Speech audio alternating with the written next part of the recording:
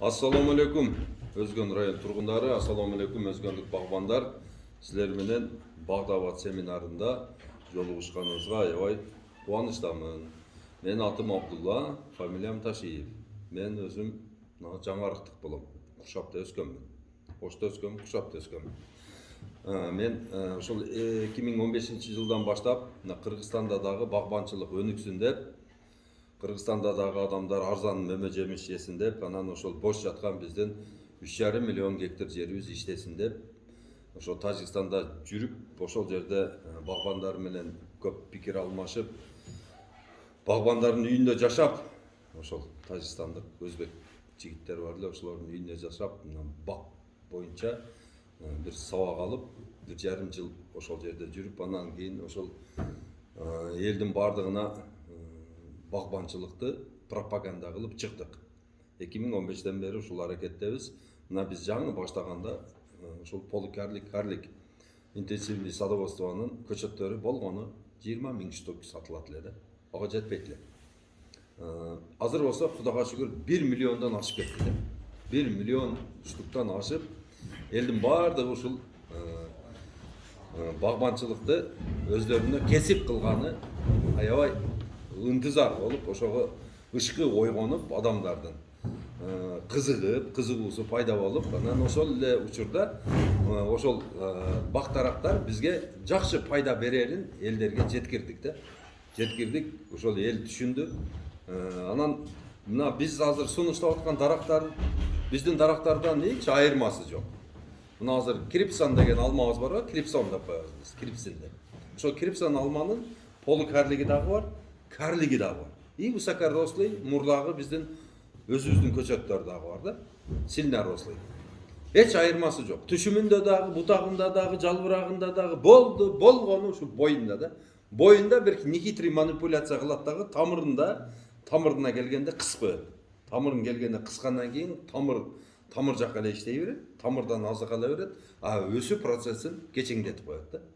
Бул деген ошол өзүнүн мына клонирование деп коет бирин, анан кийин көбү мына жарма деп кошот, бутак чыгарат, бүчүр салат, ошентип мунун өзүнүн нехитрый манипуляциялары бар. Кудай кааласа ошол учурга да жетип калдык. Бир аз убакытта ушул Туркиядан бизге профессорлор келет дагы, ошону ушул айылма-айыл жүрүп Кудай кааласа үйрөтөт.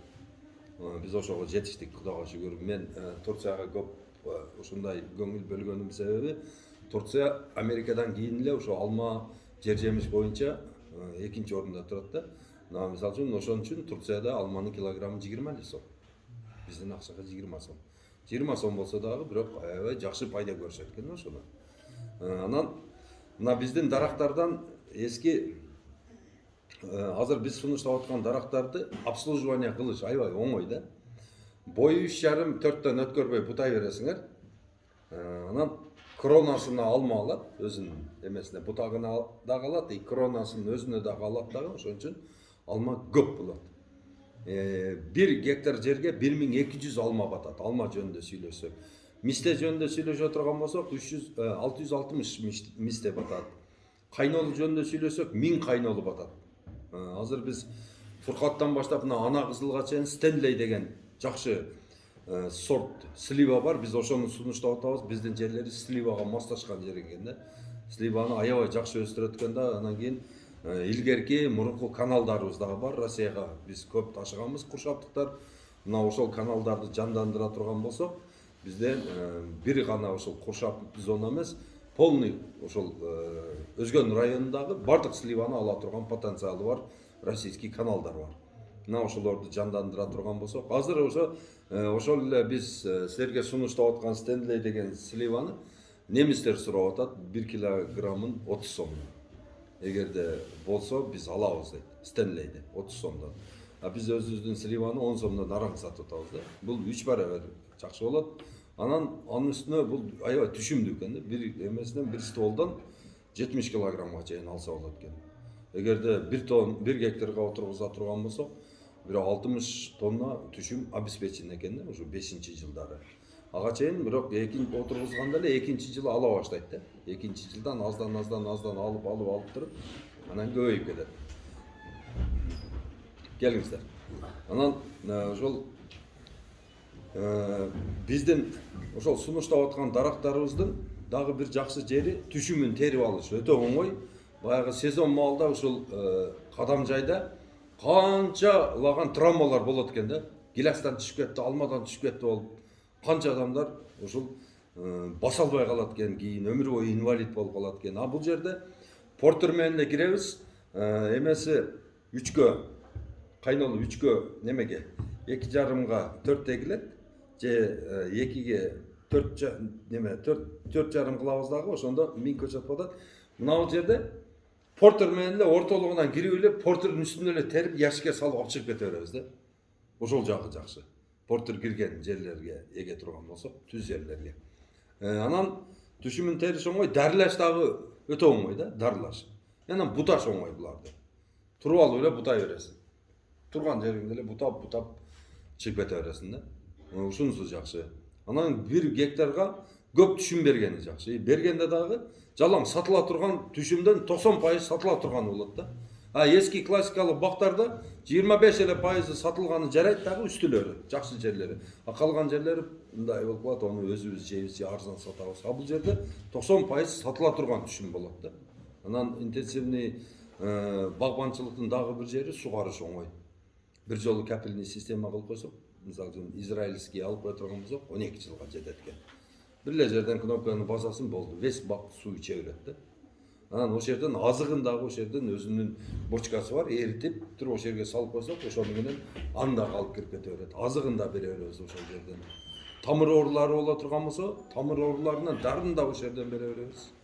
Анан буну дарылаганда портердин үстүндө туруп эле чачып эле кете бересиң. Портер айдап кете берет, чачып кете бересиң. Же болбосо специальный баягындай Түркия барганда көрсөттүм го, мындай кичинелери бар экен. Где-то бир 40 000 тегерек экен. Биздин тракторлорго түшөт экен. Ошону алып алсаң, канча дейт, 100 канча литр заправка болот экен. 3-4 солду бир дарылап келип, дагы заправка кылып айланып жүрө берет экенсиң. Кичине анан кийин мини тракторлор алышыбыз керек экен. Мини тракторлор мага жакты. Чөптү орот экен, фрезаны салат экен. Баягындай акушник бар жок иштей берет экен да. Бактын ичинде багы бар адамга жыргал экен да. Эңкейип ич чоп албайсың. Ошону менен эле бир киргизип жүрсөң, бар жогун тазалап чыгып, баягы ичиндеги чөптөрдү да оруп, сүрүп алып чыгып, неме сыртка. Өзүнүн кичинекей тележкасы бар экен. Тележкасы менен мына айылга алма ташсаң болот экен. Ошондой ыңгайлуу экен да.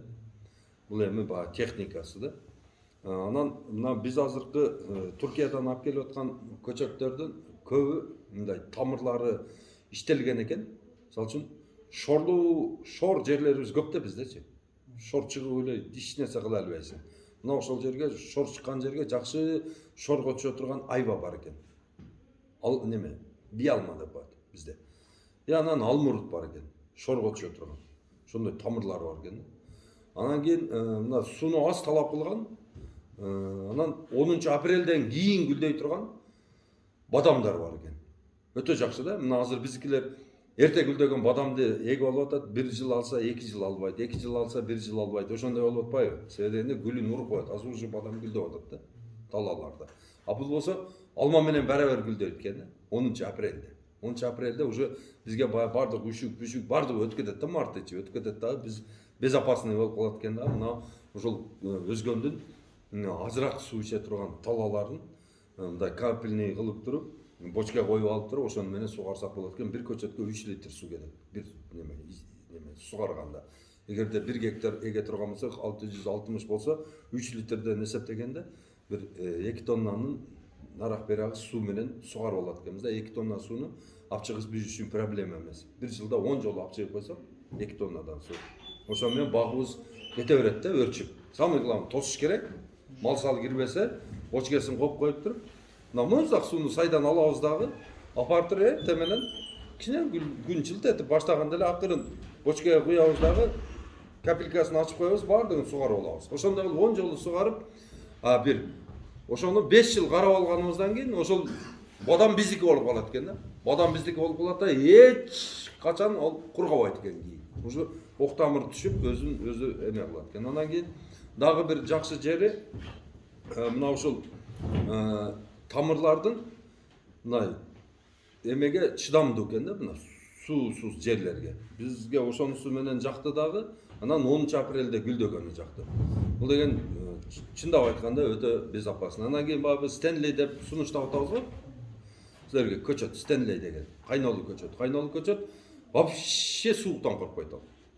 Сууктан да коркпойт, ысыктан да коркпойт. Анан жылыга түшүм бере берет. Өзүн-өзүнө опылять этет. Мына ошон үчүн азыр туугандар мына эмелик балдар, куршаптык балдарына Жаман Адырда 16 гектар ушул слива багы бар экен, ошону бузабыз деп атышат. Азыр мен переговор кылып атам ошол жакта түрктөр менен. Булардын акчалары бир аз кечирээк болот экен, ошолорго бир 20 000 көчөт алып берейин деп ошону сүйлөшүп атам. Ошо 20 000 көчөт келе турган болсо, ошодон 4 000 лишний болот. Эгерде ким кааласа, хотя бы для пробы өзүнүн огородуна 20-дан 30-дан отургузуп көрсөңүздөр болот да. Басы $4. Бардык эле көчөттөр $4. Жаңгак, шапталы, өрүк, бадам бардыгы $4. Өзгөндө барып же Оштон алабыз? Оштон баягы эски аэропорт бар го. Эски аэропорт. Ишкаван деген жер бар. Ошол жерде Элдорадо деген ресторанга тойго барып калдыңар да бардыңар. Ошол чекедеги ошол ресторандын эле капталында логистический борбор ачылган. Ошол жерде холодильниктен сатылат. 1 мартта келет, экинчиси болсо 3 мартта келет. Ашыкча бир где-то бир 3000 би 4000 көчөт бар. Алма, шафталы бар жогунан бар да. Бардык түрү бар. Ашыкча бир 3000, ар бир машинеден 3000ден ашыкча розницага салганбыз. Элдер дагы отургузуп коюп, анан кийин келерки жылы ошолдон өздөрү бак кыла турган болсо деп экспериментальный кылып көп алып атат да. Мына бул көчөттү ташыганды 2019дан бери ташып атабыз биз. Бул көчөттөрдү. Ошол фирманын көчөтү. Ошо Стенлини уласа болбойбу? Стенлини улайсыз, кайра эле баягы неме болуп калат да. Бак кичинекей болуп калат да кайра эле. Бул тамырында, иштин бардыгы тамырда да. Кандай ошо тамырга мисалы үчүн любой нерсени улайсың, өзүң кайнолуң улайсың, өзүң кайнолуң чыгат. Эгерде Стенлиди алып туруп биздин тамырга улай турган болсок, кеч түшүм берет дагы, кайра эле ошол Стенли чыга берет да. Ошон үчүн тамырына карайсыздар. Эми азыр туугандар мотивационный сөздөрдү көп эле угуп атасыздар. Дагы бир жолу айтайын. Эми суроо жооп өтөлү. Кандай өзүңөрдүн багыңарда бир кандай бир проблема бар? Бир не кылайын деп атасыңар? Ошол жөнүндө болсо мен айтайын, ошону жазып алып өзүңөрдүн багыңарды иштеткиле. Дагы боюнча. Тоғон келес менен омлет чоңойбойт дешиле. 2-3 жыл болду, болбойт. Кайерге? Эктиңерли? Алгада. Алгада. Эми туугандар, биз ошол баг отургузганда эң биринчи ката ошол бакка баягындай жер даярдаганда кетиребиз да. Мен көп заграницаларга бардым, көп жүрдүм, баг отургузган жараяндарына көп катыштым. Кадимкидей экскаваторду алып келип салып коет экен олар. Экскаваторду алып келип, почему столько ямы десең, ты что думаешь, что это ушундай эле өсүп бир жерде мынантип эле өзүнө мындай жол таап кете берет дейсиң, буга да жол ачып бериш керек дейт. Анан ошол пласт болот экен да. 45-50 сантиметрде бир пласт болот экен, ошол суда өткөрүп экен, абада өткөрүп экен. Ошодон баягындай өтө күчтүү жапайы тамыр эле тешип өтүп кетпесе, мындай гибридтер өтө албайт экен да, уланган көчөттөр. Ошон үчүн баягы жерде алганда мына 1-1-1 бетин 20 сантиметр органикасын отдельный аласыңар. Казып 20 сантиметр, 25 сантиметр отдельный бир идишке аласыңар. Калганын до конца түшүрөсүңөр 1 метрге чейин. Казып бир кубту казып аласыңар да, мындайча айтканда. Баягыны отдельный чыгарасыңар. 10 күн коюп коесуңар, тупурак тура берет. Баягы эгерге жакын эле баягыны эмне биринчи чыгарган тупуракты эмес, экинчи чыгарган тупуракты ээлеп туруп, таштарын алып таштап туруп, баягынын ордуна кайра жайгаштырасыңар. Анан бул тупуракты дагы ээлеп туруп, анан ошого бирме-бир биогумус кошуп туруп, чиринди кошуп, компост кошуп туруп, баягыны анан бирге тамырга берип туруп, ошол жерде анан жан суусун куюп коесуңар. Болду, баягы пластты алдыңар да силер. Бак, каттуу пласты. Болду, ошол уже дальнейшем баягы дарак жакшы жашап кетет да. Тамыр сүрүүсү жакшы болот, азык алышы жакшы болот, аэрозация суу кетиши жакшы болот, аба алышы жакшы болот ошол тамыр. Не өсүп кетет. Анан кийин биздин көп жерлерибизде биз анализ кылбайбыз жерди. Такыр анализ кылбай эле отургузуп коебуз. Жөнөкөй эле бир шлак бар го. Жөнөкөй эле мына күл бар го, күлгө отургузуп саласың да сен. Ал жериң сага жер болуп көрүнгөнү менен ал жерде витаминдер, ал жерде деген микроэлементтер, эч нерсе жок ал жердечи. Гумус жок. Баягы дарак өсүп кеткен. Ошол үчүн жерди сөзсүз анализ кылыш керек да. Эмне жетишпесе ошол жеринге, ошол именно ошо тамырга бардыгын берип туруп анан өстүрөсүң. Биз болсо скудный почва деп коет да. Өтө арык жер. Ошол жерге отургузуп алабыз да, анан результат болбосо кызалат боло беребиз. Мына ошол жериңе азыр мындай бир ошол жериң мындай казып көр. Казып, чекелерин казып, мына ошол жерге мындай айлантырып туруп биогумус берип көргөн. Ошо дараң 10 килограмм биогумус берип ошо жерди жаап көргөн, суулап немелин. Быйыл айтасың, Абдулла эке чындыгында азык жок экен ошол жерде. Мына азыр биогумус бердим эле. Шак сүрүсү дагы 1 метрден өтүп кетет. Сразу. Азык жок ол жерде. Азык жок жерде дарак өспөгөндө сен подозрение кылгын. Бул эмне өспөй атат? Значит, тамыры кысылып калган, же азык жок. Ошо тамыры кысылып калган болсо, ошону ноябрда казып алып таштап туруп баягы. Ноябрда уже немеде, декабрда баягы казып, алып чыгып, астын жумшатып, бардон кайра эгип койгон. 1 жыл аркага кетет, зато результат берет да. Любой эле даракты жылдырса боло берет. Адамдар 60 жылдык, 70 жылдык елкалары жылдырып атат. Эч нерсе болбойт. Мына биздин үйүбүздүн астындагы дарактар мешать этип калган болсо, баягыны эгерде жоондугу ушундай боло турган болсо, баягыны өдө жагынан кыркып туруп, баягынын тамырынан бери кесип, мына ушул билектен жоон тамырларга чейин баягыны кесип туруп, аны жылдырып, ошону эгип алса боло берет. Себеби дегенде ол тамыр уктап аткан болот. Кайра эле 1 жылдан кийин не дарак болуп кетет. Ошол азык жок сизде. Макулбу? Биогумус бакканды үйрөнсөңүз, любой дарагыңызды өстүрөт биогумус. Ошону үйрөнүп. Ошону ачып, уже салыш керек. Суроо. Алмага мисалы бедени же маринаны кошуп эксе алар арасында бош жерге Орутат, алманы орутуп коет. Алманын ортосу бош болуш керек, чаңы чыгып туруш керек. Биздин алмалар, поликарлик алмалар эң эле аз салды дегенде 60-70 кило алма алат дагы түбүндөгү алмалар бышпай калат да, чөп боло турган болсо.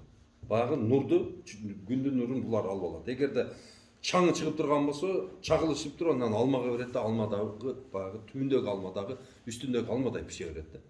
Кээ бирге күн чыкпаган жерлерде өзүндай полоска жылтырак бар, баягы машинеге лобовойго коюп коебуз го, баягы отражатель. Ошондой отражатель бар. Ошону менен узун кылып туруп салып чыгышат. Түбүндөгү алманы бышырыш үчүн. Бизде андай проблема жок. Кудайга шүгүр. Бизде күн бар, баягы түн эле таза кармасак пише берет да бизге. Эч качан ортосуна эч нерсе экпеңиздер туугандар. Высокорослый болсо, ортосу мисалы үчүн бул жагы 6 метр, бул жагы 8 метр болсо, ол жерде жасаса болот. Себеби дегенде ал высокорослый алма өзүнүн боюн көтөрөт дагы, беркиге тиешеси жок болду. Биздин алмалардын болсо жалбырагы жерге жакын эле болуп калат. Ушундай эле. Баягы бедеге түшкөн курт-пурт, ондан беден жеп атат го азыр. Баягы жашыл эмелер баардыгы буга өтүп кетет да. Алмаңызды орутуп каласыз. Ошон үчүн эч нерсенин кереги жок. Анан көрөктө ошонун кошумча пайда көрөм десеңиздер, 1 гектар бак болсо, ошол жерге 800 та өрдөк багып койгула. Чөптөрдүн баардыгын жейт. Ошо түшкөн алмаларды да жейт. Ошого кирген чебиртке, пебиртке бар жоон куртат, жейт. 40 грамм кирип кеткен өрдөк күзүндө өзү 4 кило болуп чыгат. Мына пайда. Любой